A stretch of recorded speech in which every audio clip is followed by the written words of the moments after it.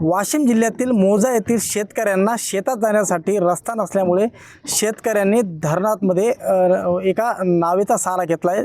त्यांनी एक 40,000ची एक नाव विकत घेतलेली आहे। त्या नावेच्या सहाय्याने ते आपलं शेत जे ते पार करत आहेत। आपल्यासोबत काही शेतकरी आहेत, त्यांच्यासोबत आपण संवाद साधणार आहोत। काय सांगाल दादा? माझं नाव भागवत जनार्दनराव सरनाईक सरनाईक सर, आमचा जो जुना रस्ता होता तो आमचा धरणात गेला। त्याच्यामुळं आमची जमीन आज रोजी धोक्यात आली आहे। आता जोपर्यंत पाणी कमी होतं तोपर्यंत आम्ही सावरगाव जुना रोड जो होता त्या रोडनं येणं जाणं केलं, पण आता ती धरणात पाणी भरपूर आलं, त्याच्यामुळं आता आमची हळद 2 महिने झाले आम्ही शेतात गेलो नाही। सरकारकडे चक्रा मारू मी दम आलो। त्याचं म्हणणं आहे आमची जेव्हा प्रोसिजर पूर्ण होईल तेव्हा आम्ही तिथपर्यंत येतो। तर आम्ही रेल विनवणी केली की आमच्या याच्या भानगडी व्हायला लागल्या, तुम्ही एकदा येऊन पहा आमचं म्हणणं काय आहे ते।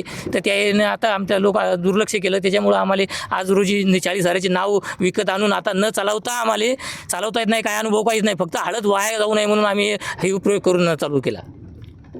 या ठिकाणी पाहिलं तर शेतकऱ्यांनी जिल्हा प्रशासनाकडे वारंवार तक्रारी केलेल्या, मात्र कोणीही दखल घ्यायला तयार नसल्यामुळे शेतकरी जो तो मेटाकुटीस आलेला आहे। आणि त्या शेतकऱ्याने आज आपल्या शेतात जाण्यासाठी चक्क नावेचा जो तो प्रयोग या ठिकाणी केलेला आहे। आणि या ठिकाणी जर पाहिलं तर शेतकऱ्यांना नाव देखील म्हणजे सुरळीतपणे चालवता येत नाही, मात्र पिकापर्यंत पोहोचणे आणि शेती पाहणे याकरता शेतकरी जो जीव धोक्यात घालून आपलं धरणातून नावेच्या सहाय्याने शेतामध्ये जात असल्याचं चित्र या ठिकाणी पाहायला मिळत आहे। गोपाल व्यास, लोकशाही मराठी, वाशिम।